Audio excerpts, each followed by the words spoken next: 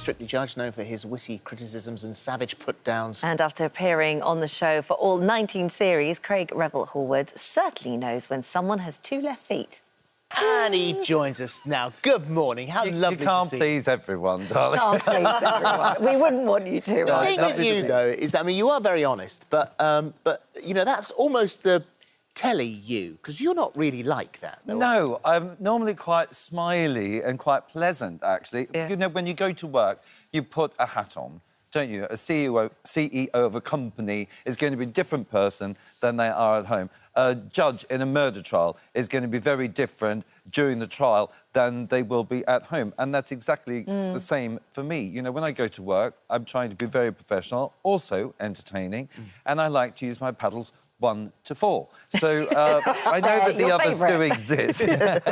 But it is, you know, I love it. I love Strictly. I think it's great. Yeah. It's a fantastic platform on which to stand, you know, and have an opinion, which is great. And it's so nice to be able to do a show that I'm about to do, which is my one-man show, The Old Balls and Glitter Well, Tour. this is fantastic, because actually this is a real opportunity to get to know the real you, because this is based very much so on your first book. It sort of starts from when you were very young. It's almost sort of an autobiographical musical of your life. It sort of is, actually. It's a little bit like Desert Island Discs, put when I'm singing my own music and singing the songs from my life, you know.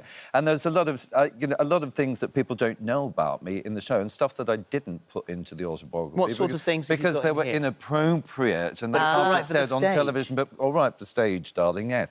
So it's going to be so much fun. I can't wait. And they'll get to know a very, very different me. Well, you've been writing it for a very long time. The first song you wrote was when you were 7 years old. Yeah, no, that is true. And I'll be performing that, which Called? I can't wait.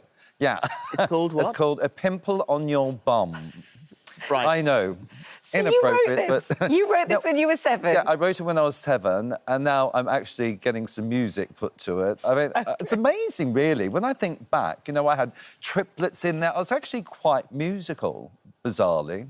It's been Would you really given good. yourself more than a 4 even back then? Yeah, I probably would, as a matter of fact. Okay, well, yeah, that's a surprise. I would. There are, I mean, you're going into every part of your life here. Yeah. And we've talked on the sofa before about your father. Yes. And your relationship with him.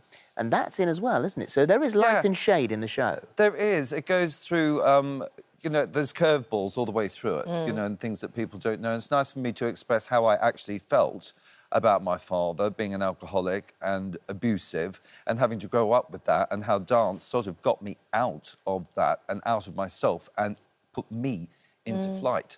And it's just so nice to be able to tell those stories and then finish them off. I do My Way in the show, and that was my dad's sort of favourite number, you know, it's the thing he sort of really loved, and I sang that at his funeral. So I do that song towards the end of the evening, you know, but it's not all doom and gloom. Is it hard very, to do very it every funny. night? Like, because I keep thinking it's such a moment, that, and also so much memory kind of around that song.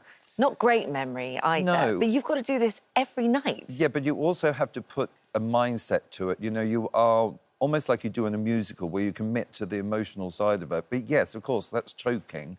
That's going to be choking every single night, like it was when I had to sing it at the funeral. Yeah. You know, you lose your breath, you know, it's difficult to breathe and all of that. But I think it's nice for people that don't really know me to get to know me, and that's why I wanted to do something that was by myself. Obviously, I won't be on stage entirely by myself. I've got a friend, Ben Goddard, who's going to be playing the music, the tunes of my life, darling.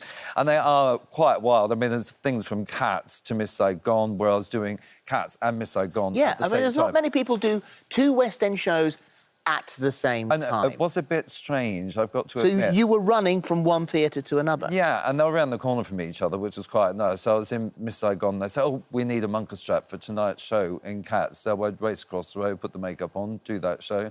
and then find out the next morning what theatre I was meant to be at. But it was amazing. So I do a little compilation from that, and some really popular music. I do The Greatest Love of All, which is great. Difficult song, but that used to be my audition piece throughout my career. Whether I got the jobs or not, I'd still sing it, darling, whether it was appropriate or not. But it was always the lucky one. Every time I sang that song at an audition, I got the gig. Yeah, so it's a real romp through my life, through music and the word. Yeah. The All Balls and Glitter tour tickets are available right now. You've just come off the Strictly tour, the Arena tour. Yeah, How was that? Amazing. Yeah. I mean, I thought we'll probably get, you know, confidence of 50%, you know, but people were absolutely loving it. And it was ram-packed. So lucky. I really thought that people might be too scared to come out at this stage, but I think people are desperate now for entertainment, and I think it's time, you know, that people felt brave and go out and enjoy yourself. Yeah. Strictly Ballroom's next as well, isn't it? Yeah. So you're auditioning now. Have you confirmed Kevin Clifton? Yes, Kevin Clifton. So he's in it, and you're auditioning for the other... Yeah, for all the other parts. I'm going to do that after I do my one-man show with Finishers in Wimbledon on the 27th of May. Are you ever home? Then the next week... no, at the moment I'm not, and you know what? I'm glad I'm not, because I'm having the whole house renovated. So this is why poor you're Jonathan. Sorry, Jonathan. I do apologise, darling, you know, because he's going to have to live in the mess while I'm, you know, joshing around the UK with my tours. But it is going to be fantastic, and I'm really much looking forward to it. And also, is it true you've recorded an album?